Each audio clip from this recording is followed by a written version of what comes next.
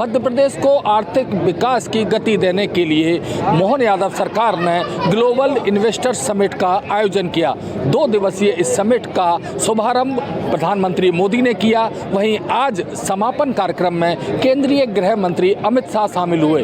इस दौरान अमित शाह ने निवेशकों को भरोसा दिलाया कि मध्य प्रदेश में एक स्थायी सरकार है और यहाँ पर जो नीतियाँ बनी हैं वो पारदर्शी हैं, यानी कि मध्य प्रदेश में तमाम खासियतें हैं जिसके लिए मध्य प्रदेश में निवेश करना उनके लिए कितना फ़ायदेमंद रहेगा। इसके साथ ही अमित शाह ने कहा कि ग्लोबल इन्वेस्टर मीट समिट जो मध्य प्रदेश में हुई है उससे अन्य राज्य भी प्रेरणा लेंगे। वहीं मुख्यमंत्री मोहन यादव ने अपने संबोधन में बताया कि अब तक जो इन्वेस्ट को लेकर प्रयास किए गए हैं उसमें 30,77,000 करोड़ के MOU साइन हुए हैं। इस दौरान मुख्यमंत्री मोहन यादव ने कहा कि मध्य प्रदेश की सरकार ने ज़्यादा से ज़्यादा निवेश आकर्षित करने के लिए तमाम पॉलिसियों में बदलाव भी किया है, उनका सरलीकरण भी किया गया है और एक टाइमलाइन दी है कि इस टाइमलाइन के तहत जो निवेशक हैं उनको उद्योग लगाने में किसी भी तरह की दिक्कत नहीं होगी। कुल मिलाकर अगर देखें तो GIS अपने आप में मध्य प्रदेश के आर्थिक विकास के लिए मील का पत्थर साबित होगी। कैमरामैन मनीष के साथ भारत एक्सप्रेस के लिए भोपाल से अजय भटनागर। 1984 सिख दंगा से संबंधित सरस्वती विहार के मामले में दोषी करार दिए गए कांग्रेस नेता सजाउद्दीन कोर्ट ने आजीवन कारावास की सजा सुनाई है। साथ ही कोर्ट ने जुर्माना भी लगाया है। जेल के रिपोर्ट के मुताबिक कहा गया है कि सज्जन कुमार को फांसी की सजा नहीं दी जा सकती है क्योंकि सज्जन कुमार की उम्र अधिक है और वह कई बीमारियों से ग्रसित है। यही कारण है कि कोर्ट ने फांसी की सजा पर विचार नहीं किया। हालांकि पीड़िता के वकील और पीड़ित यह मान रहे हैं कि उसे फांसी की सजा होनी चाहिए और अगर पीड़िता तैयार हो जाती है तो उसके वकील इस फैसले के खिलाफ हाई कोर्ट में अपील दायर कर फांसी की सजा की मांग करेंगे। पीड़िता की ओर से पेश वकील HS फुल्का ने कहा कि इस मामले में हाई कोर्ट में जब अपील दायर करेंगे तो हाई कोर्ट से यह मांग करेंगे कि सज्जन कुमार की मेडिकल रिपोर्ट पेश किया जाए और उसके बाद आगे सुनवाई की जाए। आपको बता दें कि सरस्वती विहार में 2 सिखों यानी कि पिता और पुत्र की जिंदा जलाकर मार दिया गया था। इस मामले में राउजबनु कोर्ट ने सज्जन कुमार को दोषी करार दिया था।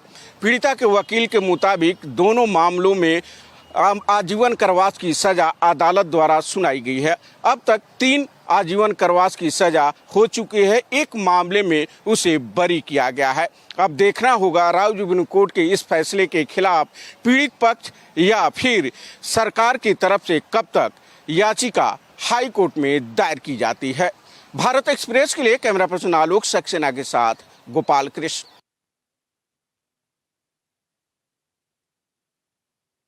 विधानसभा के बजट सत्र में लगातार मुख्यमंत्री दूसरे दिन भी विपक्ष पर बरसे।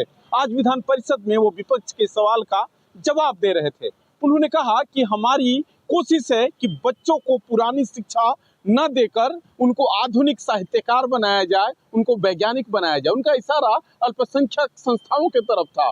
उन्होंने कहा कि पुरानी शिक्षा पाके बच्चे कठमूले बनते हैं, मौलवी बनते हैं। सरकार की कोशिश है क्योंकि सरकार किसी बच्चे के साथ भेदभाव नहीं करती है। हमारी कोशिश है कि बच्चों को आधुनिक एजुकेशन देके उनको उच्च पायदान पर सरकार खड़ी करे। लगातार विपक्ष का वो जवाब दे रहे हैं। साथ ही उन्होंने कुंभ पर भी कहा कि कुंभ में वही मिला जिसने जो खोजा। तमाम लोगों का वो उदाहरण भी दे रहे थे। साथ भी समाजवादी पार्टी को नसीहत भी दे रहे थे। सहयोगी शहनवाज खान के साथ रजनीश पांडे, भारत एक्सप्रेस, लखनऊ। शिवरात्रि के दिन वाराणसी में 41 जगहों से बाबा भोलेनाथ के लिए बाकायदा शिव बारात निकाला जाता है और शिव बारात के माध्यम से वाराणसी के लोग बाबा के विवाह समारोह में शामिल होते हैं। लेकिन इस बार यह परंपरा पूरी तरह से टूट गई है।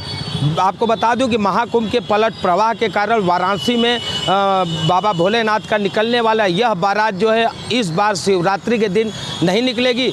ऐसे में वाराणसी के लोगों में काफ़ी क्षोभ व्यक्त है। वाराणसी के लोगों का साफ कहना है कि जिस दिन विवाह होता है उसी दिन बारात निकलती है, लेकिन महाकुंभ पलट प्रवाह एवं वाराणसी में लगभग 40 लाख से ज़्यादा लोगों के आने के कारण इस बार जिला प्रशासन ने शिव बारात समिति से निवेदन किया है कि बारात इस बार न निकाला जाए, जिस फलस्वरूप वाराणसी के शिव समिति के सारे पदाधिकारियों ने सर्वसम्मति से निर्णय लेते हुए इस बार शिव बारात नहीं निकालने का फैसला किया है। आपको यह भी बता दूं कि वाराणसी के विभिन्न क्षेत्रों से 41 जगहों से बाकायदा शिव बारात निकाला जाता है और जिसमें 50 वर्ष पुरानी सबसे बड़ी शिव बारात जो वाराणसी के महामृत्युंजय दरबार से निकल करके बाबा काशी विश्वनाथ के दरबार जाती है, लेकिन इस बार यह परंपरा पूरी तरह से टूट गई है। अब देखने वाली बात होगी कि अगले वर्ष क्या यह बारात उसी दिन निकलती है या फिर यह शिवरात्रि के अगले दिन निकलेगी। कैमरा पर्सन अभिनव वर्मा के संग विमलेंद्र राय, भारत एक्सप्रेस, वाराणसी। अयोध्या में महाशिवरात्रि अमृत स्नान महाकुंभ के अंतिम स्नान से पहले आप देखिए सुरक्षा की व्यवस्थाएं और कड़ी की गई हैं। ये वो मार्ग है जहां से भगवान श्री राम के मंदिर जाने के लिए रामपथ से भक्त अपने आराध्य के दर्शन करने के लिए जाते हैं। यहाँ पर सुरक्षा को और कड़ा किया गया है। ये माना जा रहा है कि जिस तरीके से प्रयागराज में लगातार श्रद्धालु स्नानार्थियों की लगातार संख्या बढ़ रही है, उस संख्या को देखते हुए अयोध्या में भी ये माना जा रहा है कि महाकुंभ से निकलकर जो लोग यहाँ अयोध्या आएंगे एक अच्छी लंबी यहाँ पर संख्या देखने को मिलेगी। इन सब के बीच में जो सबसे महत्वपूर्ण है कि सभी श्रद्धालुओं को आराध्य भगवान श्री राम के दर्शन हो सके, इसके लिए जिला प्रशासन ने एक महत्वपूर्ण और एक अच्छी व्यवस्था करने की यहाँ पर कोशिश की है और इसके लिए जो भी प्रवेश मार्ग हैं वहाँ पर 4 पहिया वाहनों को बंद कर दिया गया है। पैदल ही जा सकते हैं। आपको एक तस्वीर और दिखाते हैं कि ये एकल दिशा मार्ग बनाया गया है जहाँ से वापस आने के लिए है और ये एक मार्ग जो बनाया गया है यहाँ से रामलला के दर्शन करने के लिए श्रद्धालु जाएगा, सीधे सरयू स्नान के लिए जाएगा और सरयू स्नान के बाद सीधे रामलला के भक्त रामलला के दरबार में जाएंगे। लेकिन इन सब के बीच में एक लंबी दूरी जरूर भक्तों को पैदल चलनी पड़ रही है, लेकिन जब वो आराध्य के दर्शन करते हैं तो अपने आप को धन्य मान रहे हैं। कैमरा सहयोगी अनूप के साथ मनमीत गुप्ता, भारत एक्सप्रेस, अयोध्या।